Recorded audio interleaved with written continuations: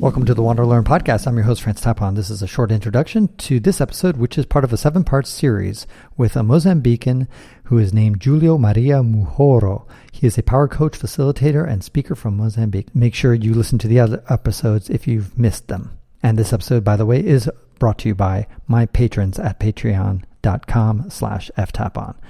Go there and get some rewards. Thanks. I would make this saying, and let me say it to you and see how you react. Okay. I would say Americans live in the future. They're always just like planning ahead and thinking about the future. Europeans live in the past, always thinking about their history. And Africans live in the present. That's true. So, okay. I would say that that's true. But it's very much as, again, it's like it's going to be all right. You know, right now you have food in your belly. You are not that cold. Like chill, you know, you can sort it out tomorrow, which is great in a certain extent. But I feel that actually the right balance is being able to live in the present while still catering for the future and honoring your past. That's what I think all we are striving to do here in this world. Right. It reminds me of, and I don't know why. And for those who are still pondering what I said about the three different cultures there's a U.S. president, I think it was Truman, who had a sign on his desk in the Oval Office, and it just said, "History is bunk." Actually, I don't know if that was Truman. Now I'm thinking about it, it could have been Henry Ford who actually said that. The only thing that matters is the history that we make today. You know, history is bunk. Bunk is bullshit, right? And that kind of is the American spirit. Who cares about the history? I don't care where you came from, where you immigrated from, or who your parents were, how much money you used to have. What can you do for me today and in the future? What can we build for the next day? And Europeans, they're so obsessed about the historical.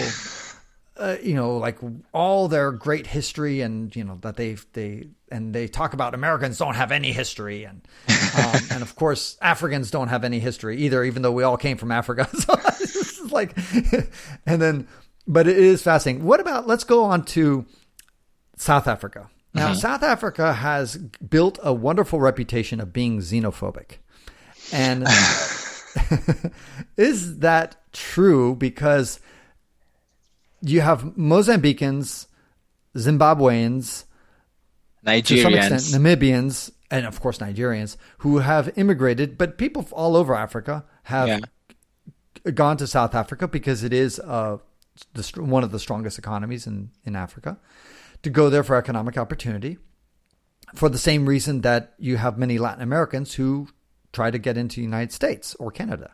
Yeah. And they're chasing economic opportunity. And why North Africans are taking boats across the Mediterranean Sea to go into Europe. People, human beings chase economic opportunity. And here you are a Mozambican who crossed over the border, probably illegally in the middle of the night, I'm sure. No, I'm just kidding. I wish. No, it was like all a straight process, man. I'm just kidding you. I know. So tell me about, but how are you received? And I imagine it's a big difference between somebody who's very educated and well-spoken like yourself versus a Mozambican who does sneak in across the border in the middle of the night and who's just trying to sell, to sell peanuts in the streets of Johannesburg, right? I try to be very considerate when I'm saying those things. I not like to be politically correct, but because, if you are seeing the video, I'm mixed. People usually look at me and they don't figure it out where I'm from, especially if I don't open my mouth. And even when I do, I have people in Mozambique that for them, I'm Brazilian or Angolan or something else. So usually it's very easy for me to blend in. If I were to go to North America and say like, bro, I'm from New York, from the Brooklyns, what are we going to say, So I feel that every time people interact with me, there's this added layer that I might be local or not.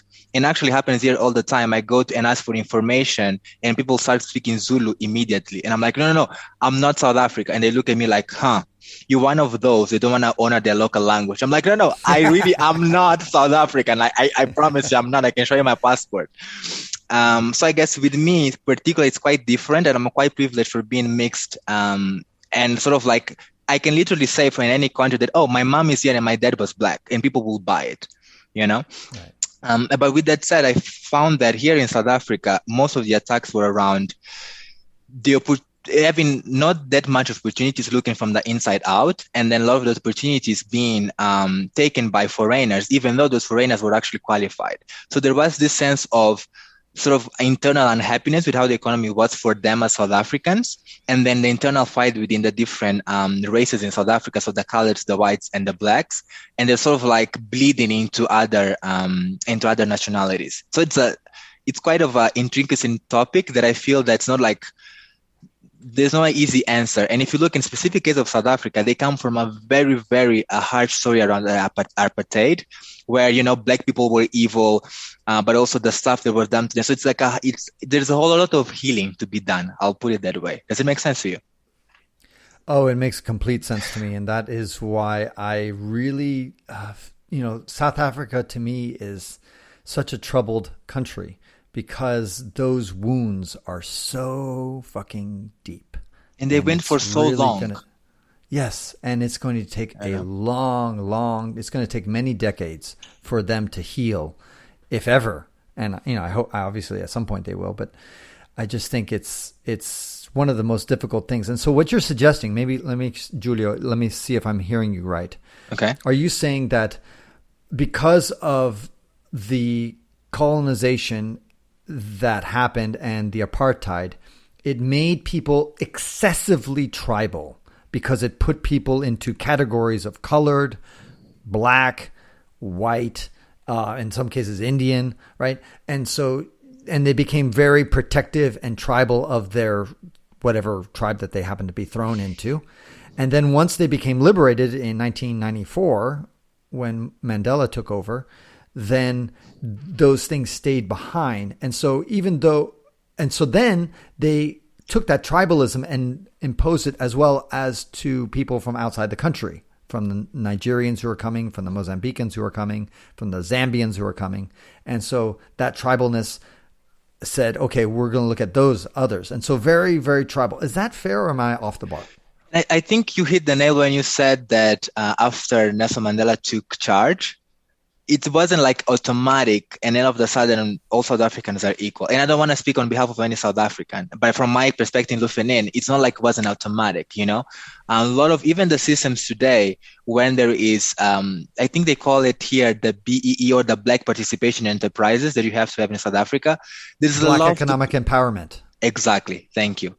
So there's a lot to be sort of like said and done around how the country evolved from that culture, because it's not.